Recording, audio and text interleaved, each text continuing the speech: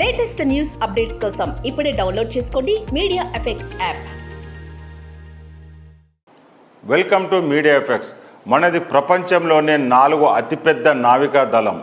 అయితే శత్రు దేశాలతో పాటు సముద్రపు ఉగ్రవాదం, దొంగలు, పైరసీ ఇలా ఎన్నో సవాళ్లు ఉన్నాయి మనకు. అందుకే నేవీ ఆయుధ సంపత్తిని పెంచుకోవాలని నిర్ణయించింది కేంద్రం. ఇప్పటి వరకు రష్యా తయారీ MiG-29K విమానాలే నేవీ వద్ద ఉన్నాయి. వీటికి అదనంగా రాఫెల్ ఫైటర్ జెట్లు జత కలవడంతో సముద్ర జలాల్లో భారత్ ఆధిపత్యం పెరిగే అవకాశం ఉందని అంచనా వేస్తున్నారు. రాఫెల్ మెరైన్ యుద్ధ విమానాల కొనుగోలుకు మన దేశానికి అత్యవసరం.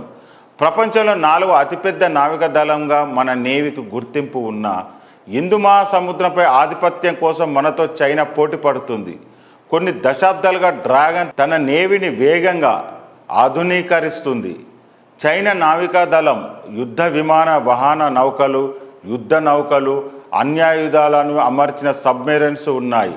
ఇదే సమయంలో మన నేవీకి రష్యాకు చెందిన MiG-29K విమానాలతో పాటు మరికొన్ని క్షిపణులు ఉన్నప్పటికీ రాఫెల్ ఫైటర్ జెట్ల బలం అదనపు బలమని చెప్పాలి. ప్రస్తుతం మన వద్ద ఉన్న MiG-29K విమానాల సంఖ్య 45 నుంచి 40కి తగ్గిపోయింది. ఇప్పుడు 26 రాఫెల్ యుద్ధ విమానాలతో మరింత బలం పెరిగినట్లయింది. 2026 నాటికి రాఫెల్ మెరైన్ విమానాలు నేవీకి అందుబాటులోకి వచ్చే అవకాశం ఉంది. ప్రస్తుతం మన నావికాదళ ఆయుధ కారాగారంలో 2 విమాన వాహన నౌకలు ఉన్నాయి. పశ్చిమ, తూర్పు తీరంలో ఒక్కొక్క నౌకను మోహరించి శత్రుదళను అదుపు చేయాలని చూస్తుంది నేవీ. ముఖ్యంగా హిందూ మహాసముద్రంలో సైనిక స్థావరాలను ఏర్పాటు చేస్తున్న చైనాకు చెక్ చెప్పాలనేదే మన రక్షణ శాఖ ప్రధాన కర్తవ్యంగా మారింది. ఇందుకోసమే కొంతకాలంగా యుద్ధ విమానాల కోసం అన్వేషిస్తున్న ఇండియన్ నేవీ 2016లో ఎయిర్ ఫోర్స్కు సమకూరిన రాఫెల్ యుద్ధ విమానాలు ఆధుకరించి నావికాదళం తగ్గట్టుగా తయారు చేయాలని డసాల్ట్ ఏవియేషన్ కోరింది. దీనికి ఆ సంస్థ కూడా అంగీకరించడంతో ఫ్రాన్స్తో తన రక్షణ ఒప్పందానికి వేగంగా పావులు కదులుపుతుంది.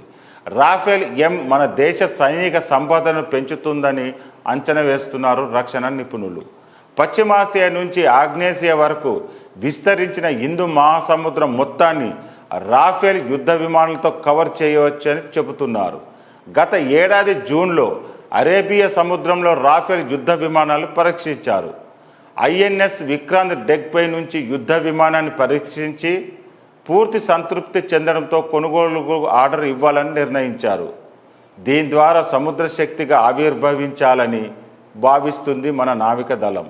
మొత్తానికి రాఫెల్ డీల్తో నౌకాదళ సామర్థ్యం పెంచుకోవడం అనేది నేవీ ఆశయం కార్యరూపం దాల్చుతుంది. అంతేకాకుండా తన నేవీ బలాన్ని వేగంగా పెంచుకుంటున్న చైనాకు గట్టి షాక్ ఇచ్చినట్లయింది.